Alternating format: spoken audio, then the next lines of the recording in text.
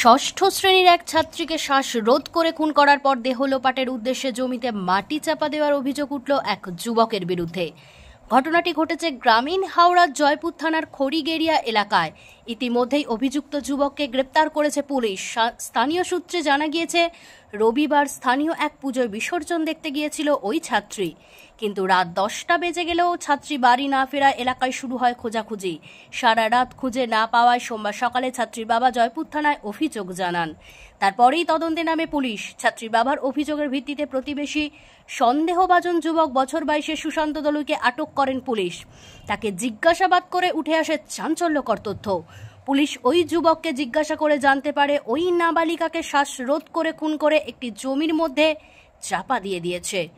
তারপরেই পুলিশ গিয়ে ছাত্রীর দেহ উদ্ধার করেন। ইতিমধ্যেই মৃতটিকে ময়না তদন্তে পাঠিয়েছেন। ওই যুবককে গ্রেপ্তার করেছে পুলিশ। মঙ্গলবার অভিযুক্তকে উলুবেড়িয়া মহকুমা আদালতে তোলা হবে বলে জানা গিয়েছে। অভিযুক্তকে কঠোর শাস্তির দাবি জানিয়েছে এলাকার মানুষ।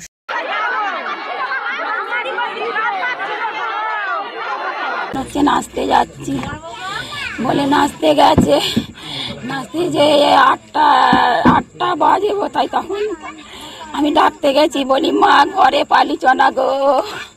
বলছে মা আমি যাবনি, আমি বিজয় দশমী, আমি ঠাকুর বিজয় দিয়ে দিলে তবে আমি যাব গো। এবার বাড়িতে এসেছে, এসে বলছে মা, আমি বলি মা বোন কোথা গো?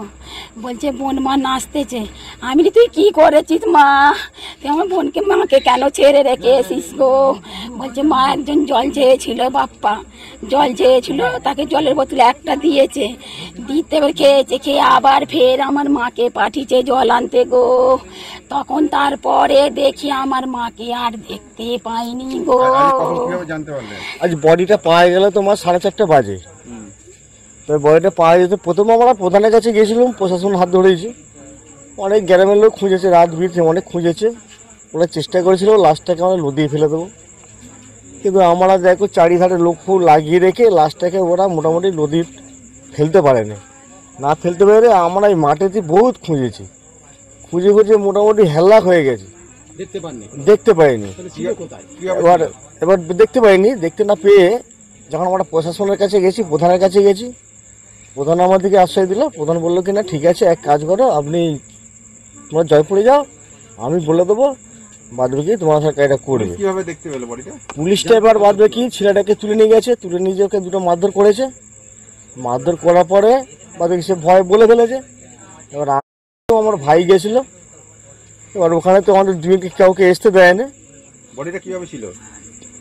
আসতে দেয়নি, না আসতে তো আমি জোর জবরদস্তি চলে এসেছি যে আমাদের বডি তুলে বলে ওখান থেকে থানা থেকে ছুটে ছাটে এসে একজনের বাইক জন্য যে ভাই আমাকে নিয়ে যাও। এরা তো আমাকে কিনা সেই কাদাতে মোটামুটি মাটি চাপা দিয়ে রেখেছে আর ঠ্যাং মেরে বেরিয়ে আছে। তখন এবার ওই তুলে তালে নিয়ে ডাইরেক্ট বেরিয়ে চলে এলো। আচ্ছা, এই যে যার বিরুদ্ধে অভিযোগ বা যে ছেলেটার বিরুদ্ধে, কিরকম ছেলে? ওই ছেলেটা এর আগেও রিপোর্ট প্রচুর খারাপ পেয়েছিল, সেই জন্য আমরা সন্দেহটা করেছিল। নামটা কি? বাপ্পা দলুই। কিভাবে পুলিশ নিয়েছে? হ্যাঁ, ওকে ধরেছে পুলিশ। আমরা কি ভাবছেন কিভাবে মেরেছে? মেরেছে ওকে আর পুরো রেপ করে পুরো গলা টিপে ওকে মেরেছে, কিন্তু না আমাদেরকে পুরোটা আমরা পুলিশকে যাই বললাম যে এক কাজ করুন, একটু বডিটা একটু রাখুন, এখানে আমরা দেখতে চাই, কিন্তু সেটা ওনারা চান্স দিল উনি পুরো ডাইরেক্ট নিয়ে চলে গেল। আমরা চাইছি ওর কোর্টিং শাস্তি দিন, ওর ফাঁসি চাই, আমরা এক কথা ফাঁসি ওর চাই।